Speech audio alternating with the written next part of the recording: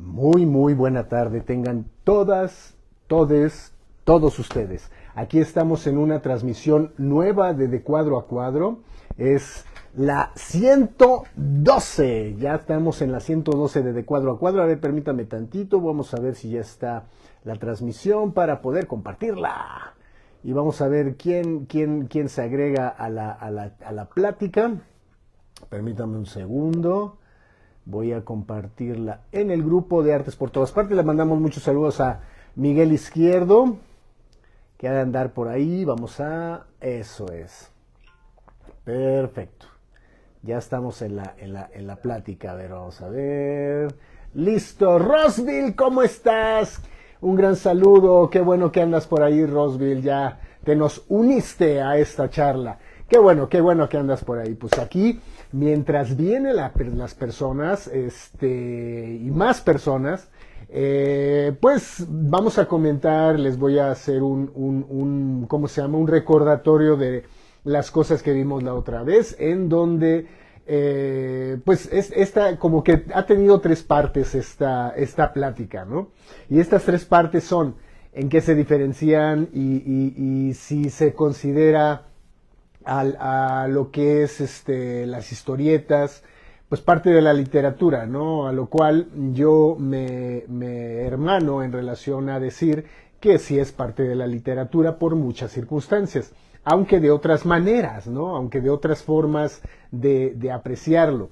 Después vimos esa, no digamos diferencia, ¿sí?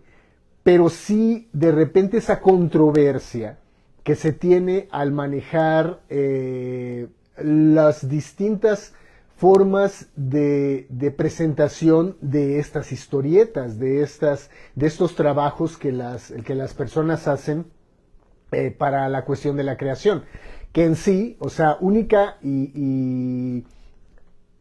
vamos a, no lo llamaría diferencias, y es una de las cosas que vamos a tratar hoy. Ani, ¿cómo estás? Qué bueno verte por ahí, Ani. Un gran abrazo. Qué bueno que te nos unes a esta plática, ¿verdad? Entonces, ¿cuáles son vamos a hablar de diferencias hoy, ¿sí? Pero quiero cerrar prácticamente la cuestión de que se quedó ahí, si recuerdan ustedes, faltó ahí una parte que no abordé, ¿no? Que dice Ani, ¡ya! Perfecto. Una parte que no abordé y que se quedó ahí como que en el limbo, y que dije que la iba yo a platicar precisamente el día de hoy, que es como un estudioso que es Joseph Campbell, que digo, si ustedes hicieron tarea, a lo mejor se pudieron investigar, ¿no? O sea, a lo mejor les dio curiosidad y van a decir, ¿quién fue el tipo ese que mencionó Humberto la otra vez? A ver, vamos a buscarlo. A ver, voy a repetir qué nombre fue el que dijo. Y a lo mejor se pusieron a buscar. Recuerden que pueden hacer comentarios, ¿eh? María Luisa Arteaga, qué bueno que andas por ahí, Mari, que te nos uniste a la charla. Un gusto verte. En fin. Entonces, bienvenidos, bienvenides, a esta plática que tenemos. Entonces, hoy hay varias cosas que quiero tratar, ¿no? Que se me hace muy interesante. César Valerio, qué bueno que andas por ahí, muy feliz viernes, igual para ti, muy feliz fin de semana también para todos. Pati Correa, qué bueno que andas por ahí, un gran abrazo y saludos a tu familia que nos está viendo. En fin, ¿no? Entonces, ¿qué se quedó ahí colgado? Entonces, Joseph Campbell, ahorita les voy a decir quién es Joseph Campbell, ¿sí? A Joseph Campbell yo lo conocí no en persona, sino supe de él y de las cosas que hace y que maneja, más o menos como en 1998, 99, más o menos por ahí. Observen, pero lo que yo les comenté la otra vez es precisamente que él tiene relación con lo que es George Lucas en cuestión de ¿cómo se diría? Ciertos ciertas formas de ver su filosofía de Campbell, que es un estudioso. Y ahorita les voy a leer quién era Joseph Campbell. Hay un documental que es muy difícil verlo, o sea, yo ya lo traté de buscar, pero últimamente no lo he buscado, pero lo traté de buscar. En la época en que yo lo vi, pues todavía estaban las videocaseteras. ¿Se acordarán de aquellas videocaseteras VHS o beta que teníamos? En el cual podíamos grabar un programa, programar un programa para poder grabarlo y verlo después. Yo grabé esas pláticas de Joseph Campbell que me encantaba verlas, porque manejaba mucha cuestión filosófica, histórica, de mitos, más de mística, de mitos.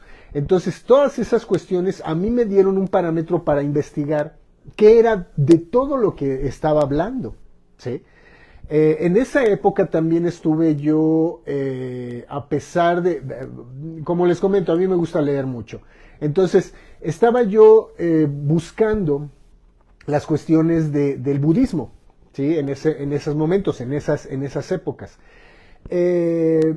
Más o menos como en el 1991, sí, más o menos fue cuando me llegó a las manos unos libros muy bonitos sobre el budismo y empecé a adentrarme a ello, ¿sí?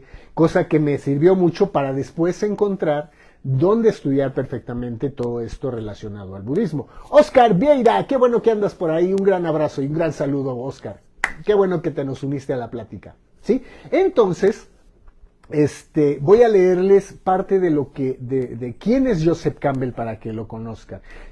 Una de las cosas, por ejemplo, lo que mencioné es que lo conocí más o menos en 1998-99, pero todos yo creo que o algunos que les guste el tema de Star Wars, él influyó mucho a George Lucas para tener algunas ideas sobre el héroe.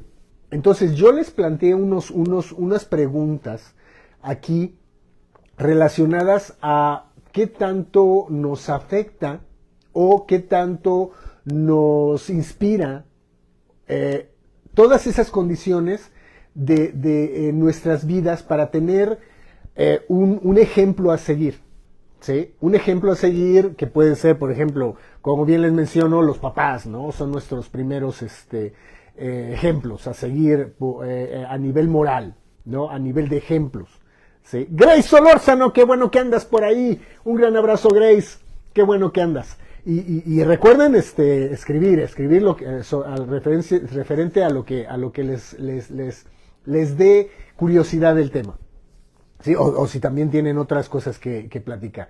Bueno, entonces, Joseph Campbell influyó mucho en relación a George Lucas para esas cuestiones. Entonces, yo les mencionaba que hice aquí algunas anotaciones de lo que de algo que me surgió, ¿sí? Entonces, las personas cuando crean algo, cuando hacen creaciones, pues podrían tener varios motivos para hacerlo, ¿sí?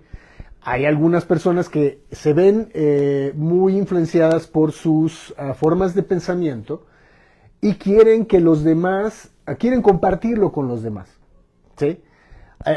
Pero algo en específico, ¿sí? Ahorita, por ejemplo, yo no es que quiera influirlo, sino yo estoy compartiendo algo que a mí me da curiosidad para poder generar a lo mejor una curiosidad de búsqueda, ¿sí? Y que cada uno encuentre su parámetro para saber hacia dónde se va, ¿sí? Que es a razón de esto a lo que venimos a aprender, ¿sí? Es una de las cosas que yo he llegado a pensar, que venimos a aprender a esta vida. Entonces, cada momento estamos aprendiendo, cada momento estamos adaptando cosas a nuestro vivir, en fin, o sea, una variedad de cosas, y las adoptamos en ciertos momentos de nuestras vidas, ¿sí? Porque para mí, cada ser humano tiene muchas vidas en una sola existencia, ¿sí? Si se cree en que te vas al cielo, en que vas a renacer, en que, etcétera, etcétera, o sea, de todas las filosofías, la que ustedes quieran creer, o a lo mejor no, a lo mejor te pierdes en el limbo y dejas de existir, pero el que crea en ciertos parámetros, pues sabrá que esta es una existencia, ¿sí? Y que después a lo mejor vienen otras, o no, ¿sí? O sea, ya ahí cae uno en una cuestión de su propia idiosincrasia, de lo que crea, ¿no? Bueno, entonces yo decía, bueno, todas las historias que han pasado a través del tiempo, de toda esta condición que tenemos como seres humanos, el ser humano ha creado todo por epifanía, por entretenimiento, por aleccionar, una vasta gama de formas a seguir, ¿sí? Y uno de ellos es el héroe, ¿sí? Entonces, antes de pasar a esto, a lo del héroe, quiero leerles quién es Joseph Campbell, porque precisamente voy a leerles algo referente a él, ¿sale? Entonces dice, Joseph Campbell, biografía y viaje de un héroe, lo tomé se los estoy leyendo de una página que se llama La mente es maravillosa, así se llama, .com, escrito por Gema Sánchez Cuevas. Dice aquí Sonia Butner, su nombre artístico, ¿no? Claudia Ceci, un gran besote. Qué bueno que andas ahí, a lo mejor asomándote de rápido. Bueno, entonces dice, Joseph Campbell es un pensador, escritor, antropólogo y profesor estadounidense conocido por sus estudios sobre el universo de la mitología. Su trabajo ha sido considerado de gran importancia en su campo, pero también en otros ámbitos como la psiquiatría. Fue contemporáneo de otros grandes pensadores y figuras influyentes del siglo XX, como Jiddu Krishnamurti, que también es muy bueno, se los recomiendo a Krishnamurti, y James Joyce. De ahí que se viera influenciado por diversas corrientes filosóficas y de pensamiento. Campbell consagró su vida y su trabajo a la mitología comparada. Su obra más relevante es El héroe de las mil caras, aunque escribió multitud de obras que a día de hoy siguen considerándose lectura obligada para antropólogos y terapeutas. De hecho, su trabajo ha inspirado a muchos profesionales de diversos campos, desde la psicología hasta el mundo del cine. Ahí es donde les digo de este George Lucas, ¿no? Un gran abrazo, Carlitos Ramos, qué bueno que andas por ahí, amigo. Qué bueno que andas por ahí. Dice, saludos desde calurosa Cuautla, Morelos. A continuación realizaremos un recorrido por el apasionante viaje de este gran héroe que ha logrado trascender generaciones. Dice así. Su vida. Antes de seguir les quiero presentar a Joseph Campbell, como siempre le hago. Aquí está el maestro Joseph Campbell, ¿sí? Ahí anda. ¿Sí? Él es Joseph Campbell, para que lo conozcan. ¿Sale? Bueno, dice, nació en Nueva York en 1904. El joven Campbell fue con su padre al Museo Americano de Historia Natural, lugar donde comenzó su interés por todo lo relacionado con la cultura de los indios norteamericanos, nativos. Pocos años después se convirtió en un experto en esta área y en especial en la mitología de esa cultura. Joseph Campbell se licenció en la literatura inglesa por la Universidad de Columbia en 1925, donde además cursó un máster en literatura medieval en 1927. En el tiempo que permaneció en esta universidad, realizó 2 importantes viajes a México y Guatemala. Más tarde viajó a Europa y conoció al filósofo y escritor Jiddu Krishnamurti. A raíz de este encuentro es cuando viajó a la India y empezó a interesarse por las filosofías orientales, en especial por el budismo. En Europa continuó con su educación y se especializó en el ciclo artúrico, un conjunto de textos literarios que tienen como origen algunos hechos históricos junto a elementos de folclore celta. Por otro lado, estudió filología indoeuropea en la Universidad de Múnich y recibió una beca para estudiar francés antiguo, provenzal y sánscrito. Además, durante los años que estuvo fuera de Estados Unidos, aprendió francés. alemán y japonés, lenguas que mantuvo fluidas durante toda su vida. Su obra, su primer libro, el hombre de las mil caras, apareció en 1949. Se trata de un trabajo que detalla lo que denominó como el viaje del héroe y en el que apareció por primera vez el concepto de monomito o periplo del héroe.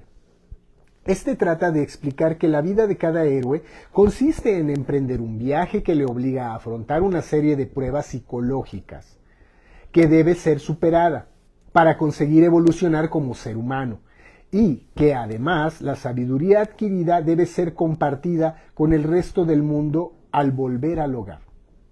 Un dato curioso que no deja de sorprender es que Joseph Campbell comprobó que este mito se repite en todas las culturas y mitologías del mundo, con independencia de su religión o influencia geográfica. De hecho, demostró que existe un camino para realizar la transformación necesaria en el ser humano y que además este camino es universal. Campbell trabajó con Swami Nityananda en la traducción de los Upanishads, un conjunto de libros sagrados hinduistas, y su posterior edición. Se interesó también por el trabajo del psiquiatra suizo Carl Jung, y a su primer trabajo le siguieron otros muchos más importantes, como aquel. Entre sus obras más conocidas encontramos Las Máscaras de Dios, La Imagen del Mito y El Viaje del Héroe. El legado literario de Campbell en torno a la mitología, la espiritualidad y la religión es enorme. En 1985 comienza la formación de The Power of the Myth con George Lucas. El director de cine fue estudioso y seguidor del trabajo de Joseph Campbell, y fue a través de sus lecturas que surgió la saga de la popular Star Wars. Le damos un abrazo a Lulu Ramos, que ya se nos acaba de incluir. Un gran abrazo. Las influencias. Campbell estuvo profundamente influenciado por obras como los Upanishads y autores como Otto Rank, James Frazer, Abraham Maslow y Stanislav Grof. También estuvo influenciado por el método junguiano de la interpretación de los sueños, muy relacionada con la teoría del mito que desarrolló. En sus obras podemos observar frecuentemente referencias a escritores de la talla de James Joyce y Thomas Mann, además de verse atraído por la obra de Pablo Picasso, Nietzsche y Schopenhauer. Joseph Campbell falleció el 30 de octubre de 1987 en Honolulu. Dejó detrás de sí un legado inmenso y de mucho valor en el campo de la mitología comparada. Supo aunar conocimientos ingentes sobre historia, literatura, antropología y religión, y todavía hoy resultan de especial interés en el mundo académico. Campbell fue todo un héroe que merece la pena ser recordado. Entonces, así es como recordamos a Joseph Campbell, ¿sí? Para aquellos que no lo conozcan y que no se imaginan la influencia tan grande que tuvo en los pensamientos de muchos creadores que ahora realizan toda su gama de fantasía para llegar tanto a nivel comercial como y a través de lo comercial a lo mejor llegar a influir o llegar a inspirar a muchas personas. ¿Sí? Entonces, esto es lo que es Joseph Campbell. Ahora, me voy a pasar a la cuestión del libro del poder del mito, ¿sí? En donde es un libro que es la recopilación de las entrevistas esas que les mencionaba, que vi en algún momento en la tele y que grabé en VH y beta, VH. Para tenerlas ahí y verlas. Me encantaba verlas. Hay una historia que después les contaré, pero viene en este libro de El Poder del Mito, que parece que pueden encontrarlo tanto en librerías como en a nivel digital, en las plataformas de Amazon y de Google Books. ¿Sí? Búsquenlo porque está muy interesante. Ok. Les voy a leer el capítulo que dice La aventura del héroe. ¿Sí? Ahora, yo les comentaba que, por ejemplo, ahorita hay un bagaje muy amplio, un abanico grande de historias que a lo mejor no tienen que ver con un héroe, sino tienen que ver con situaciones. Pero al fin y al cabo tienen un tratamiento tan especial que cae en esta circunstancia, ¿no? En fin. Pati Correa, bonita tarde. En fin, dice, la aventura del héroe, el capítulo de El poder del mito. Esto que les voy a leer son entrevistas que le hizo Billy Moyers para este documental, que son varias partes. Pero bueno, dice, por lo demás, ni siquiera tenemos que aventurarnos solos, pues los héroes de todos los tiempos lo han hecho antes que nosotros. El laberinto es exhaustivamente conocido. Solo debemos seguir las huellas del pasado del héroe. Y donde habíamos pensado hallar una abominación, encontramos un dios. Y donde habíamos pensado matar a otro, nos mataremos a nosotros mismos. Donde habíamos pensado viajar hacia el exterior, llegaremos al centro de nuestra propia existencia. Y donde habíamos creído estar solos, estaremos con todo el mundo. ¿Sale? Por Joseph Campbell. Entonces, Moyers le hace una pregunta. Imagínense que hay una pregunta y respuesta. Moyers, ¿por qué hay tantas historias de héroes en la mitología? Y responde Campbell, porque es lo que vale la pena escribir. Hasta en las novelas populares, el personaje principal es un héroe o heroína que ha hallado o hecho algo más de los logros y experiencias normales. Un héroe es alguien que ha dado su vida por algo más grande que él mismo. Moyers. Entonces, en todas esas culturas, sea cual sea la indumentaria local que lleve el héroe, ¿cuál es la hazaña? Campbell. Bueno, hay dos tipos de hazañas. Una es la hazaña puramente física en la que el héroe realiza un acto de valor en la batalla o salva una vida. El otro tipo de hazaña es espiritual, en la que el héroe aprende a experimentar el espectro supranormal de la vida espiritual, humana, y después vuelve con un mensaje. La aventura usual del héroe empieza con alguien a quien le han quitado algo, o que siente que falta algo a la experiencia normal, disponible y permitida a los miembros de su sociedad. Esta persona entonces emprende una serie de aventuras más allá de lo ordinario, ya sea para recuperar algo de lo perdido o para descubrir algún elixir de vida. Usualmente es un ciclo, una ida y una vuelta. Pero la estructura y un cierto sentido espiritual de esta aventura puede verse anticipadamente en los ritos de pubertad o iniciación de las primitivas sociedades tribales, a través de las cuales un joven es obligado a renunciar a su infancia y a hacerse adulto, a morir, podría decirse, en su personalidad y mentalidad infantiles, y volver como un adulto responsable. Se trata de una transformación psicológica fundamental que todos debemos superar. En la infancia nos hallamos en una condición de dependencia bajo la protección y supervisión de alguien hasta los 14 o 21 años. Y si piensas hacer un doctorado, eso puede prolongarse hasta los 30 hasta los 35. De ningún modo eres un agente libre y responsable, sino alguien dependiente que obedece y espera y recibe castigo y recompensa. Evolucionar de esta posición de inmadurez psicológica hasta el valor de la responsabilidad y la seguridad de sí mismo exige una muerte y una resurrección. Es el tema básico y universal del periplo del héroe.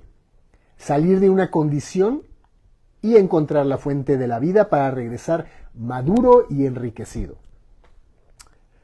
Moyers. De modo que, aun cuando no seamos héroes en el sentido más amplio de los redentores de una sociedad, debemos hacer esa travesía dentro de nosotros espiritual y psicológicamente. Así es, responde Campbell. Otto Rank, en su importante librito El mito del nacimiento del héroe, afirma que todo hombre es un héroe al nacer. Aquí yo le incluiría seres humanos, no solo hombres, ¿no? Es un héroe al nacer, cuando sufre una tremenda transformación tanto psicológica como física, desde la condición de una pequeña criatura acuática viviendo en el fluido amniótico hasta un ser mamífero que respira aire y terminará de pie. Es una transformación enorme y si se le emprendiera conscientemente, sería de veras un acto heroico. Y ha habido heroísmo por parte de la madre también que ha producido todo esto. Aquí hago un paréntesis para saludar a Maru Benítez. Qué bueno que andas por ahí, Maru. A Tony Espinosa, que ya se nos acaba de incluir. Buenas tardes, Tony.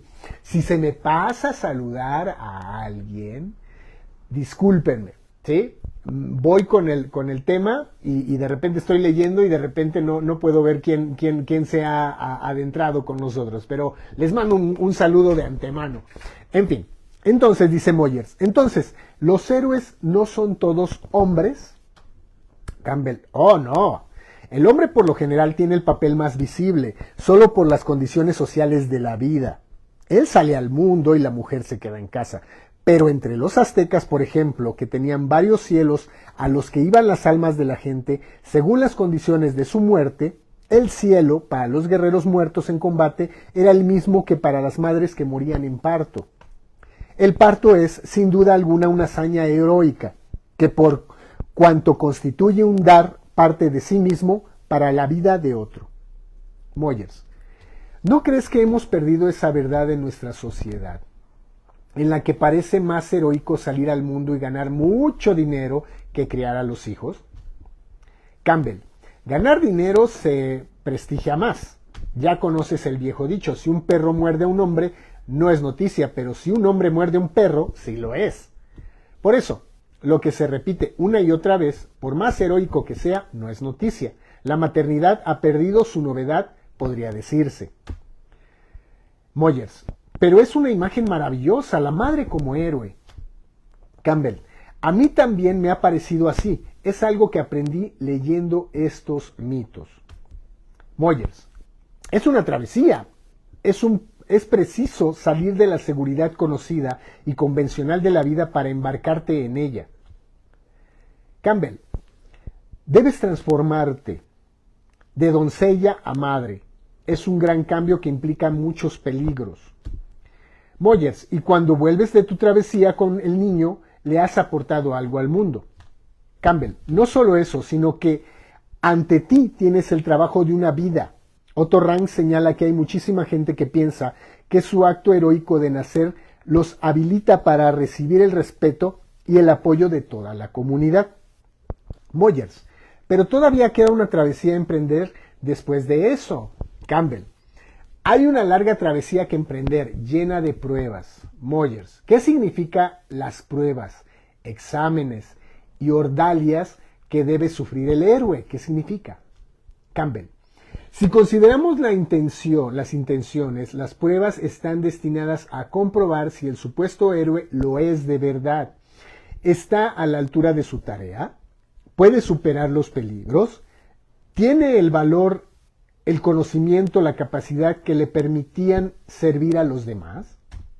Moyers, en esta cultura de religión fácil y sin exigencias, me parece que hemos olvidado que las tres grandes religiones enseñan que las pruebas de la travesía del héroe son una parte importante de la vida, que no hay recompensas ni renuncias sin pagar el precio. El Corán dice, ¿crees que entrarás en el jardín de la gloria sin pruebas como la que pasaron otros antes que tú? Y Jesús dice en el Evangelio de San Mateo, grande es la puerta y estrecho el camino que lleva a la vida, y pocos son quienes lo encuentran. Y los héroes de la tradición judía superan grandes pruebas antes de llegar a su redención.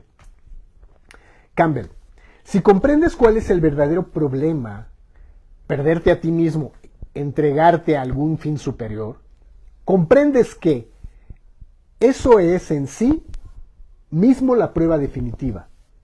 Cuando dejamos de pensar en primer lugar en nosotros y en nuestra supervivencia, sufrimos una transformación realmente heroica de conciencia. Y de eso tratan los mitos, de la transformación de una especie de conciencia en otra. Has estado pensando de un modo, ahora tienes que pensar de otro. Y le pregunta a Moyers, ¿cómo se transforma la conciencia? Campbell, ya sea por las pruebas mismas o por las revelaciones iluminadoras. Las pruebas y las revelaciones lo son todo. Moyers, ¿no hay un momento de redención en todas esas historias? La mujer es salvada del dragón, la ciudad es salvada de la desaparición, el héroe se salva del peligro en último momento. Campbell, bueno, sí.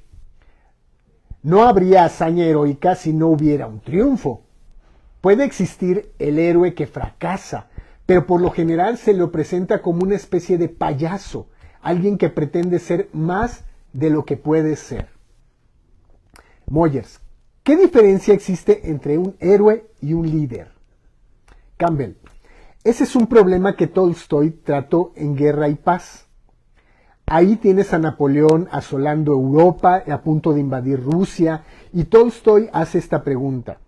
¿El líder realmente es el que conduce o es simplemente el que se pone delante de la ola? En términos psicológicos, el líder podría ser analizado como alguien que percibió lo que podría hacerse y lo hizo. Moyers, se ha dicho que el líder es el que vio lo inevitable y se puso al frente. Napoleón era un líder, pero no fue un héroe en el sentido de que sus logros no le sirvieran a la humanidad. Fue todo para Francia, para la gloria de Francia.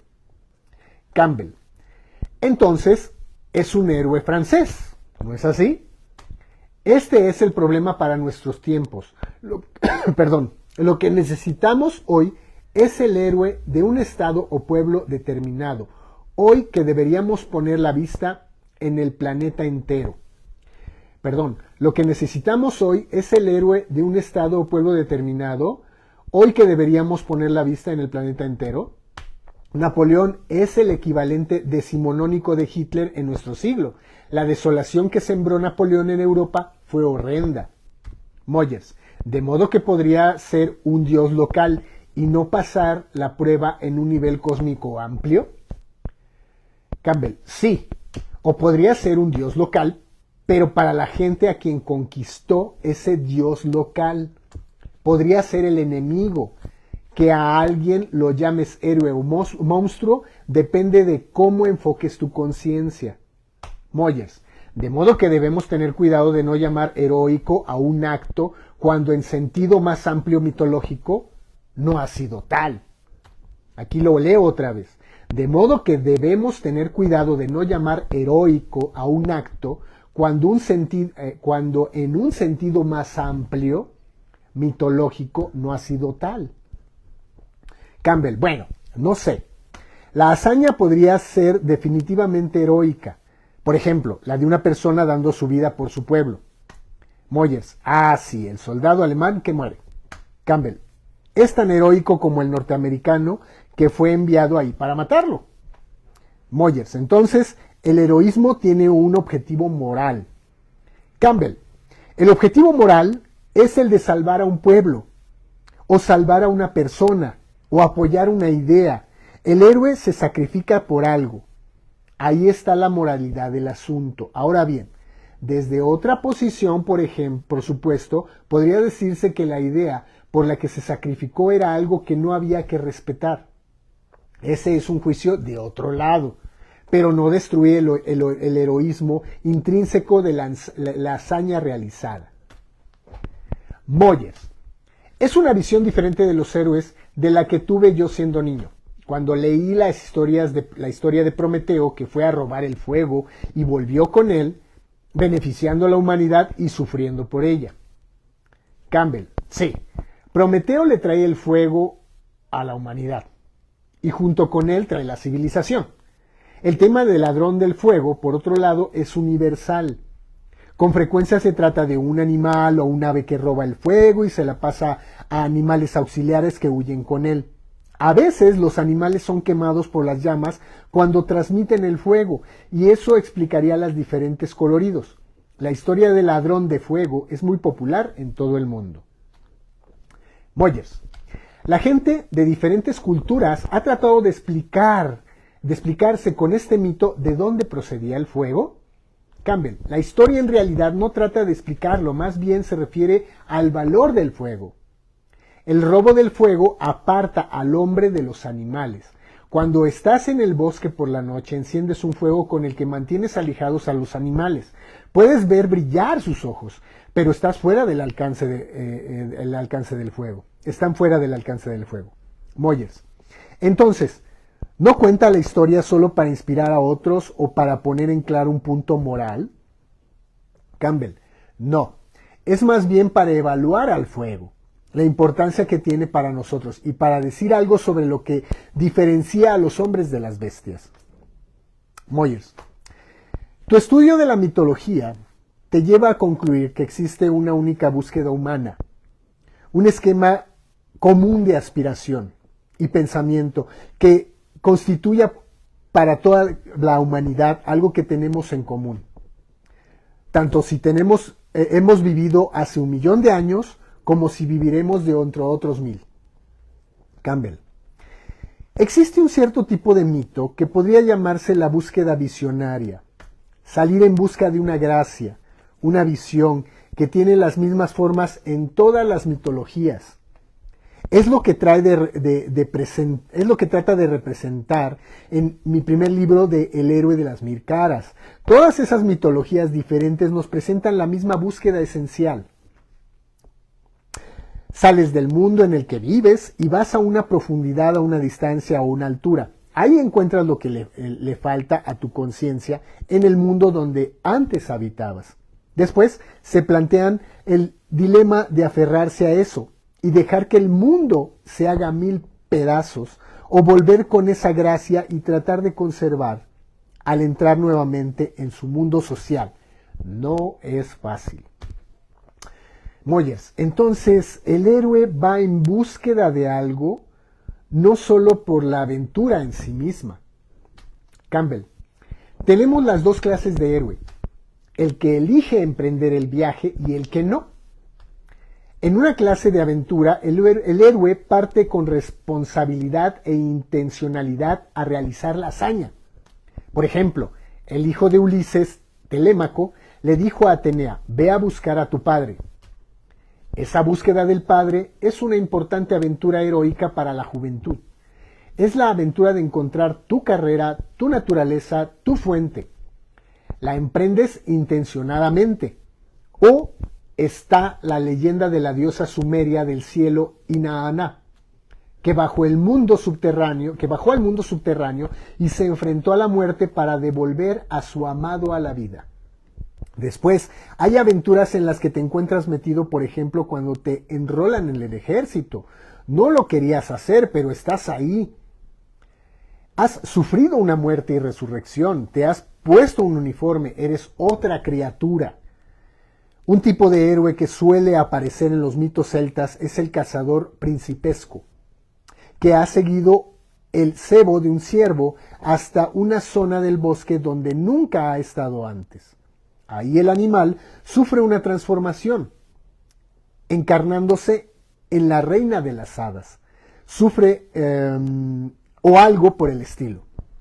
Es un tipo de aventura en la que el héroe no tiene idea de lo que está haciendo, pero de pronto se halla en un territorio transformado. Y Moyers, ¿el aventurero que emprende esa clase de viaje es un héroe en sentido mitológico? Campbell, sí, porque siempre está dispuesto. En esta historia, al héroe le suceden las aventuras para las que estaba preparado. La aventura es una manifestación simbólica de su carácter. Hasta el paisaje y las condiciones del ambiente se ponen de acuerdo con esta predisposición. Moyers.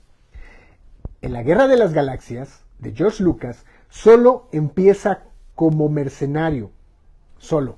Han Solo. Han Solo empieza como mercenario y termina como héroe.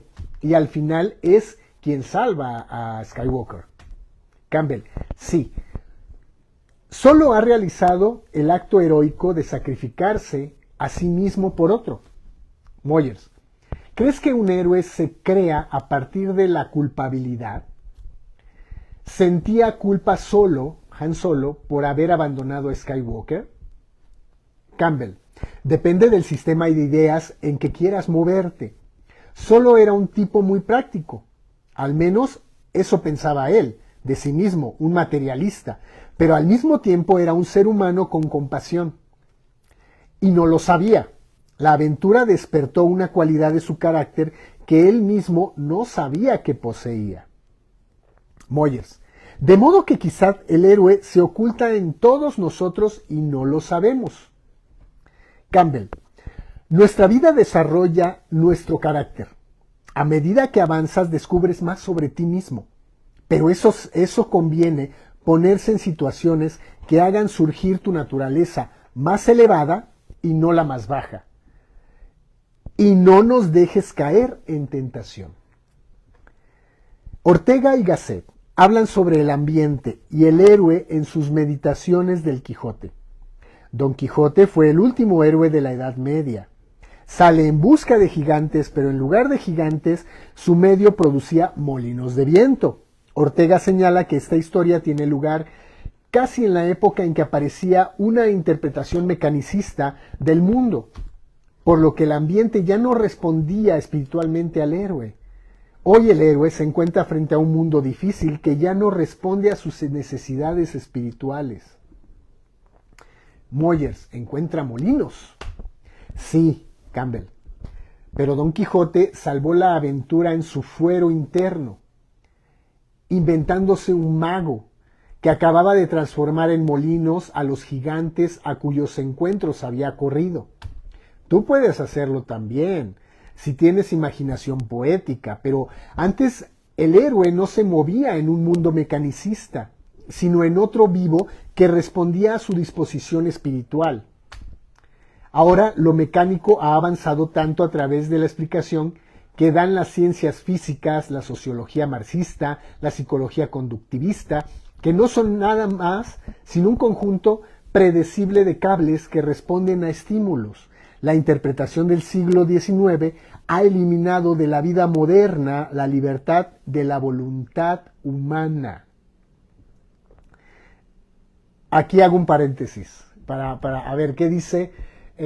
Dice, a lo mejor Ani dice que se está congelando la imagen, a lo mejor es tu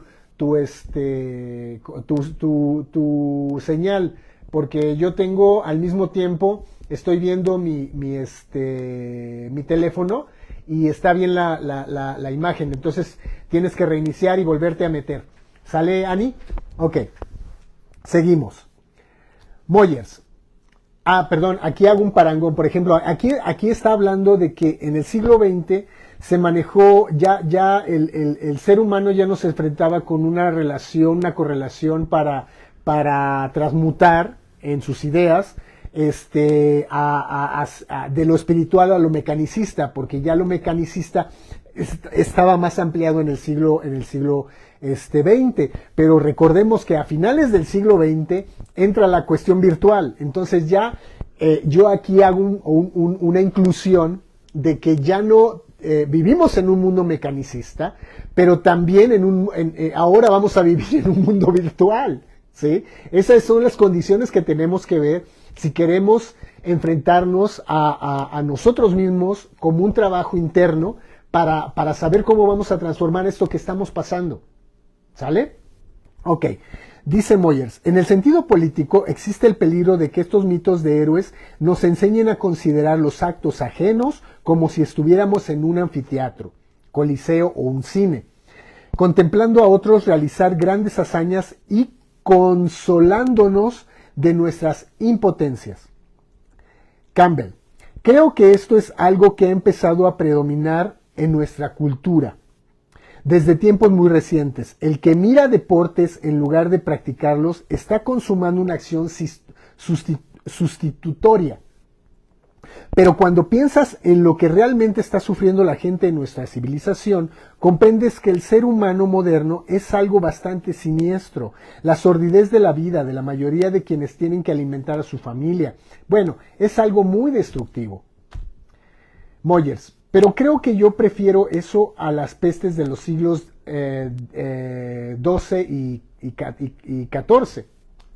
Campbell, el mundo de vida, el modo de vida, entonces era mucho más activo que el nuestro. Nosotros nos sentamos en la oficina. ¿Es significativo que en nuestra civilización se haya vuelto tan importante el problema de la edad madura? Moyes, empiezas a hacer confidencias. Campbell, yo ya he pasado la edad madura, así que sé algo sobre el tema. Una característica de nuestras vidas sedentarias es que hay o puede haber mucha excitación intelectual, pero el cuerpo no participa gran cosa, de modo que tienes que hacer deliberadamente ejercicios mecánicos, las 100 flexiones diarias y todo eso. A mí me resulta muy difícil disfrutar de eso, pero ahí lo tienes. De otro modo, todo tu cuerpo te dice, escucha, me has olvidado por entero, me estoy convirtiendo en un río seco. Moyers, aún así, me parece que estas historias de héroes podrían resultar a la postre una especie de tranquilizante, llevándonos a la benigna pasividad de observar en lugar de actuar. La otra cara de esto es que nuestro mundo parece vacío de valores espirituales. La gente se siente impotente. Para mí, esa es la maldición de la sociedad moderna. La impotencia, el hastío que sienten todos, la alineación del mundo que nos rodea. Quizás necesitemos un héroe que dé voz a nuestros anhelos más profundos. Campbell, estás describiendo exactamente la tierra baldía de T.S. Eliot.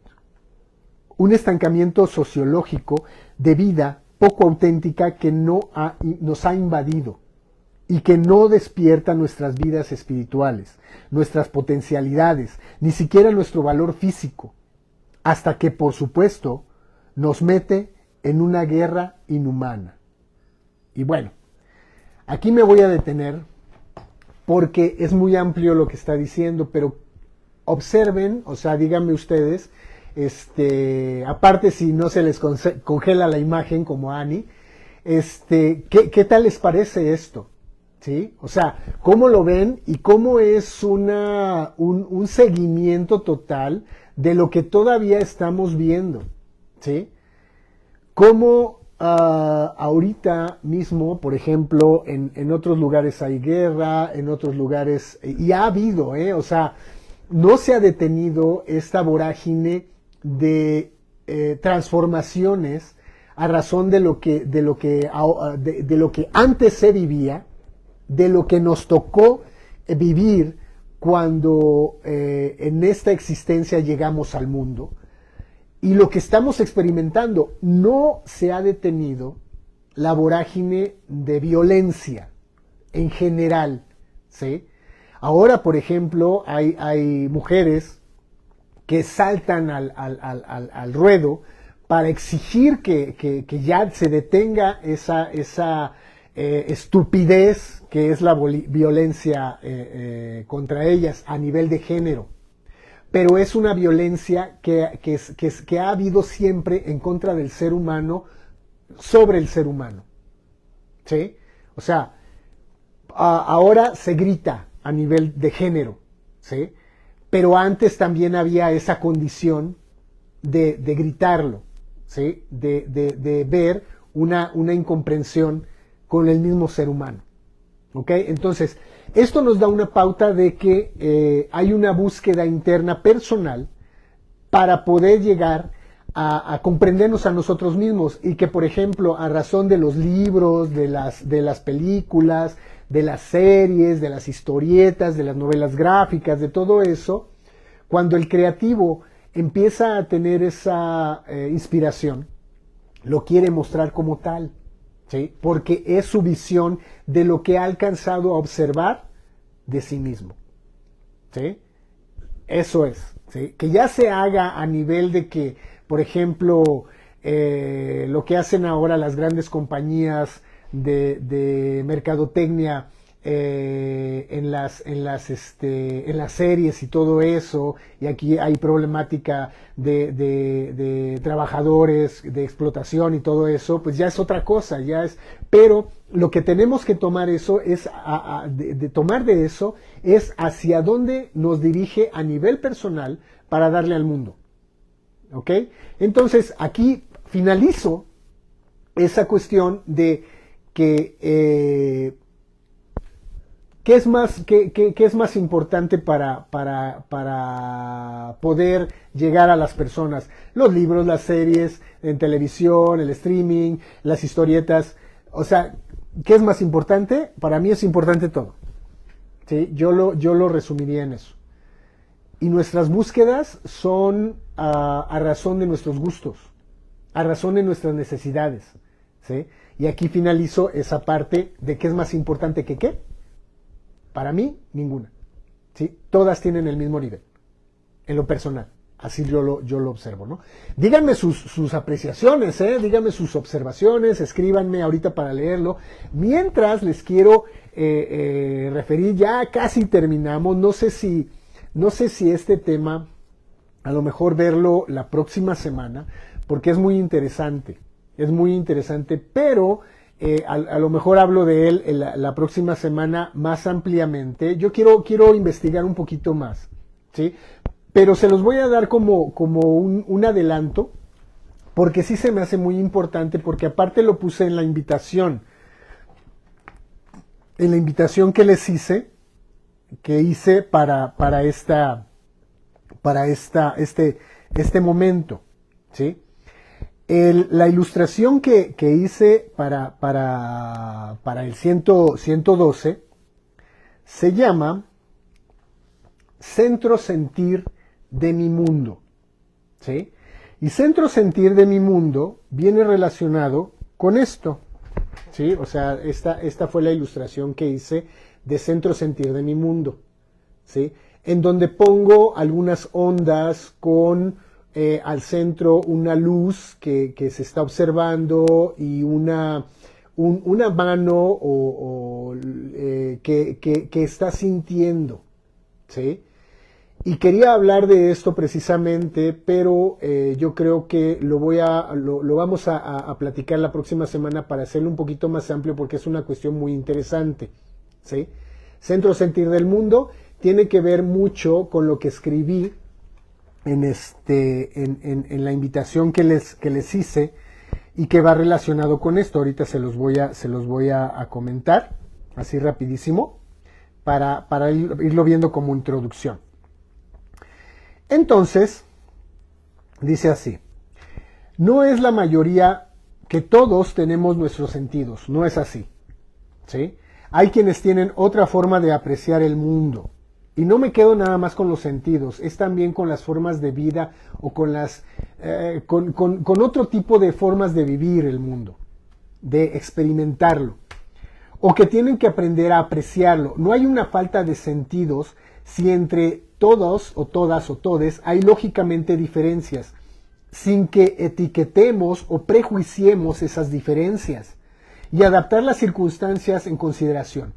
Solo recordar que en otros tiempos eso para muchas personas era muy difícil, porque no había la voluntad, entre paréntesis, e inclusive con varias enfermedades que aparecen a cada instante mágicamente,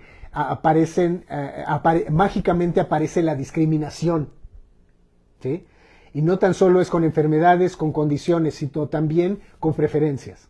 La discriminación aparece mágicamente, ¿sí? En este caso, por ejemplo, se los pongo así: alguien se enfermó y de repente brincan, ¿no?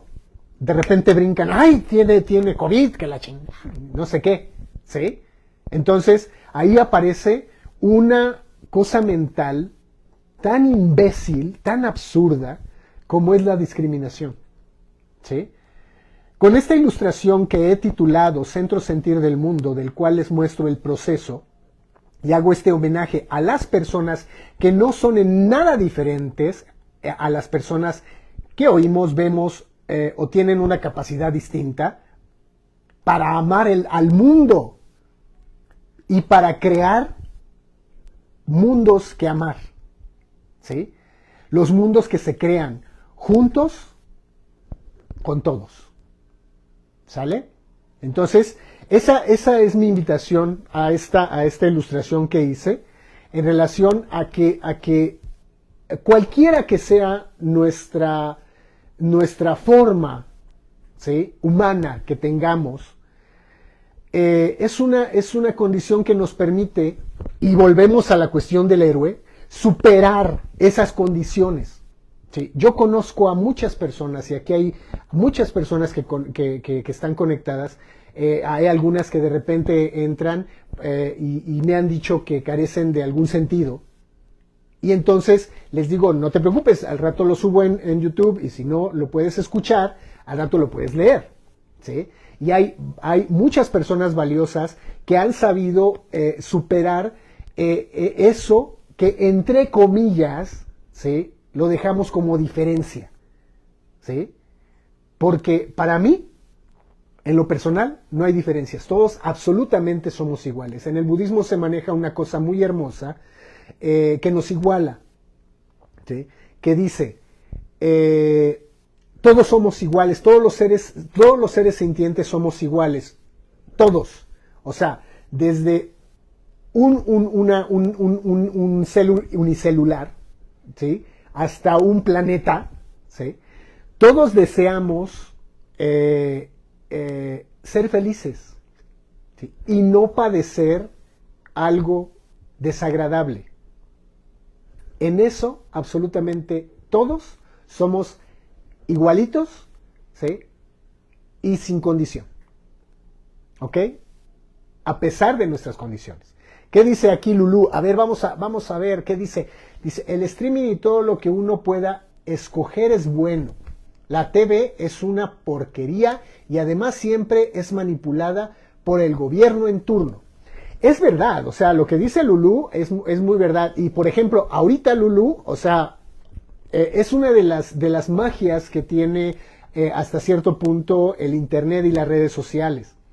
Que hay, y también es peligroso, es un arma de doble filo, porque de repente vemos cosas que son falsas, que se llaman los fake news y todas esas cosas, que precisamente hace el ser humano para manipular, para ir de un lado u otro. O sea, la condición es guardarnos con mucho cuidado lo que vayamos a ver para formar nuestra propia idiosincrasia, pero tenemos todas las posibilidades para saber la verdad exacta, ¿sí?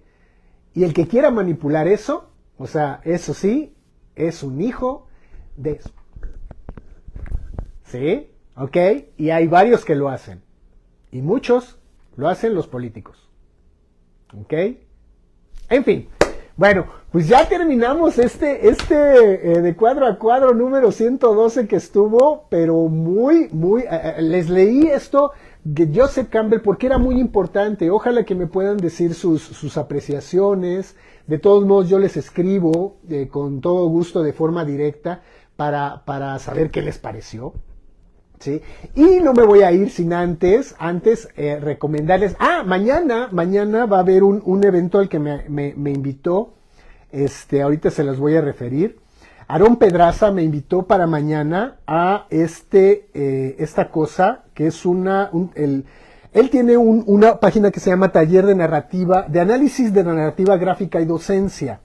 Y me acaba de invitar para que mañana dé una plática. Ha invitado a otros autores de novelas gráficas, artistas y personas que él conoce que pueden compartir algo de lo que tienen. En este caso, agradezco a Aarón Pedraza que me haya invitado para mañana, sábado 23 de julio, a las 7 de la noche, va a ser vía Zoom. ¿Sí? Ahí está en mi publicación, ahí está la contraseña y el ID de la reunión, por quien quiera acompañarnos para esta plática, ¿no?